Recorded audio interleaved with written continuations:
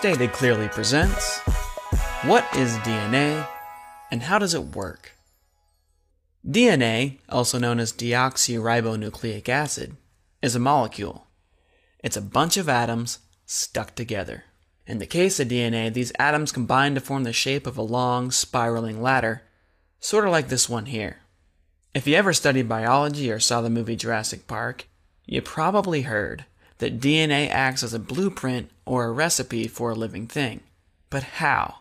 How on earth can a mere molecule act as a blueprint for something as complex and wonderful as a tree, a dog, or a dinosaur? To help answer that question, let's first take a quick look at amino acids. Amino acids are tiny little chemicals inside our bodies that are so important, they're often referred to as the building blocks of life. There's about 20 different kinds, each with their own unique shape. The neat thing about them is they can be attached to each other kind of like Legos to produce an endless variety of larger particles known as proteins. Amino acids make up proteins. Proteins, along with other chemicals, combine to form living cells.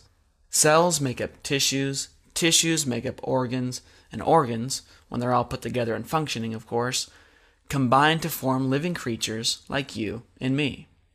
These proteins that make up our bodies, and keep in mind there's millions of different kinds of proteins, they each have to be formed in the perfect shape in order to function. If they're the wrong shape, they usually won't work. That's where DNA comes in. DNA does a lot of interesting things, some of which we don't fully understand, but one of its main and most well understood functions is to tell amino acids how to line up and form themselves into the perfect protein shapes. In theory, if the right proteins are built at the right time and in the right place, everything else from cells to organs to entire creatures will come out just fine. This here is a simplified model of DNA. It shows us that the steps of the ladder are made up of 4 different kinds of chemicals shown here by different colors and letters. If you look at just one half of the molecule, you can read its chemical sequence or genetic code from top to bottom, sort of like a book. A single strand of DNA is extremely long, millions of letters long.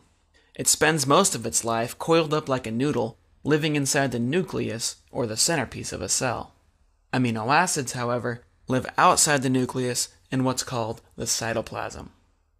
To help DNA interact with the cytoplasm and convert those amino acids into proteins, special chemicals inside the nucleus make partial copies of the DNA code. These partial copies, called RNA, look a lot like DNA, but they're shorter, of course, and they're missing one of their sides. Their small shape and size allows them to fit through tiny pores in the nucleus, out to the cytoplasm, and into the mouth of another particle called a ribosome. Ribosomes are protein-building machines. They read the RNA code 3 letters at a time, suck amino acids out of their surroundings, and stick them together in a chain according to the RNA code. As the chain grows, it bends, it folds, and it sticks to itself to form a perfectly shaped protein. Every 3 letters of the RNA code tell the ribosome which of the 20 different kinds of amino acids should be added next. For example, CAA tells the ribosome to grab a glutamine. AGU tells it to grab a serine, and so on. Once a protein is built, it can then go on to do a number of different things, one of which could be to help form a brand new cell. So to answer the original question, what is DNA?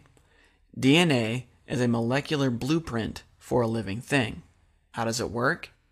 DNA creates RNA, RNA creates protein, proteins go on to form life. This entire process, as complicated, as sophisticated, as magical as it might seem, is entirely based in chemistry. It can be studied, it can be understood. I'm John Perry, and that's DNA stated clearly.